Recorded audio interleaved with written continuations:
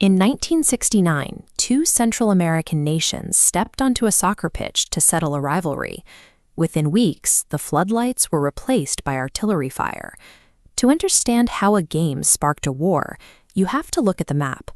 El Salvador is a geographically small nation, yet in the mid-20th century, it possessed a massive, rapidly growing population. Right next door, Honduras had a much larger swath of land, but a significantly lower population density. For the farmers in El Salvador, the math was brutal. There simply was not enough arable land for them to live and work on. Facing poverty at home, they crossed the border into Honduras looking for a place to farm. By the 1960s, this migration had become a massive demographic shift. Hundreds of thousands of undocumented Salvadoran immigrants had settled in Honduran territory, establishing lives and working the land. This unchecked movement of people across a sovereign border created immense friction. The underlying pressure of an overcrowded, desperate population meeting unprotected, fertile land built a volatile environment that only needed a spark to ignite. That spark originated in the Honduran capital. In 1963, a military coup installed an authoritarian leader. He aggressively targeted left-wing groups and peasants' unions, but his hold on power was precarious, and his leadership was widely viewed as illegitimate. The public was growing furious with the regime. The Honduran economy was collapsing, largely due to rampant government corruption and the extreme leniency granted to wealthy American fruit companies who were exporting the nation's bananas completely tax-free. Facing a severe domestic backlash, the military leadership used a well-worn political survival tactic. They shifted the blame.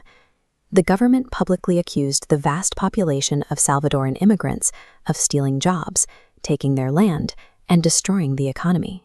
Egged on by local monopolies eager to reclaim the property, Honduran citizens and the state began a campaign of violent hostility.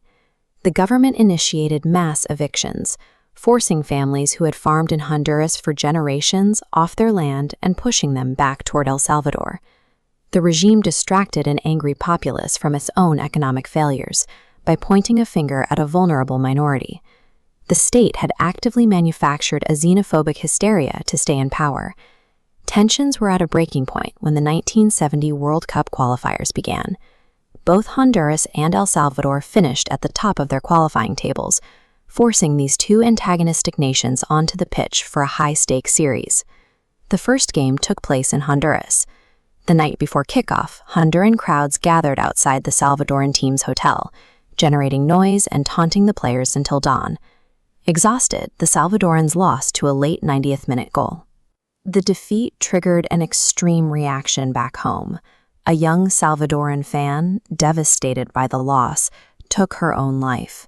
The Salvadoran government seized the incident, glorifying her death and transforming her into a national hero to stoke public outrage. The hostility escalated during the next match in El Salvador. Honduran players were subjected to the same sleepless harassment, and before the whistle even blew, the Salvadorans hoisted a dirty rag instead of the Honduran flag. El Salvador won decisively, while massive brawls broke out in the stands. In response to the treatment of their team, Hondurans retaliated against the Salvadoran immigrants still living within their borders. Settlers were dragged from their properties, their homes burned down, and a wave of terror drove thousands of refugees fleeing back to El Salvador. A deciding third game was played in neutral Mexico.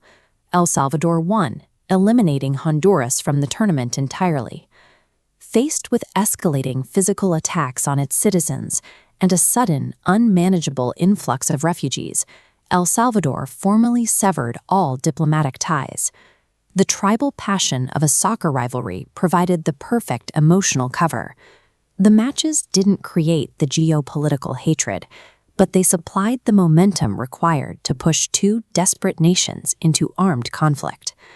El Salvador officially declared war, initiating a rapid and intensely destructive military campaign that would become known as the 100-Hour War.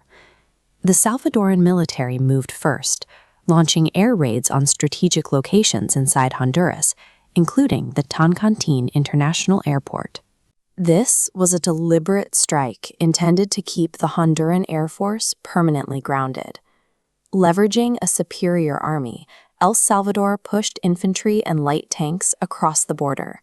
They advanced rapidly along two major roads, cutting deep into enemy territory and moving directly toward the Honduran capital. But the Honduran Air Force managed to get its planes into the sky. Aided by neighboring Nicaragua, Honduran pilots flew into El Salvador and successfully bombed key air bases and oil facilities. The destruction of those fuel depots crippled the Salvadoran supply lines, stopping their mechanized advance dead in its tracks. Both armies found themselves locked into grueling face-to-face combat in the streets. The momentum of the initial invasion halted completely. What began as a rapid, aggressive push for a decisive victory bogged down immediately into a paralyzed and bloody stalemate. As the casualties mounted, the Organization of American States called an emergency meeting. They demanded an immediate end to the hostilities and petitioned El Salvador to halt the invasion. El Salvador initially refused to withdraw its troops, demanding guarantees for the safety of Salvadoran immigrants in Honduras. Only when the OAS threatened severe economic sanctions did the Salvadoran government finally relent, agreeing to a ceasefire on July 18th. On August 2nd, the Salvadoran military pulled its forces out of Honduras.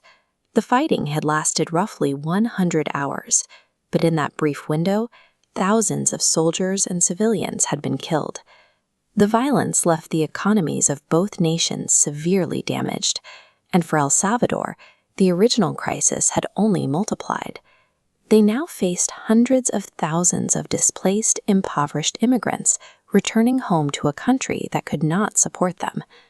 The strain of this massive displaced population fractured El Salvador's already fragile economy. The social unrest triggered by the war and the massive refugee crisis became a primary catalyst for the devastating civil war that would engulf the nation just over a decade later. A few months after the border went quiet, the Salvadoran national team traveled to the 1970 World Cup. They lost every single match and were eliminated in the group stage. The 100-hour war achieved nothing for either side. Political leaders weaponized a desperate population for temporary survival, leaving behind zero victors and generations of scars.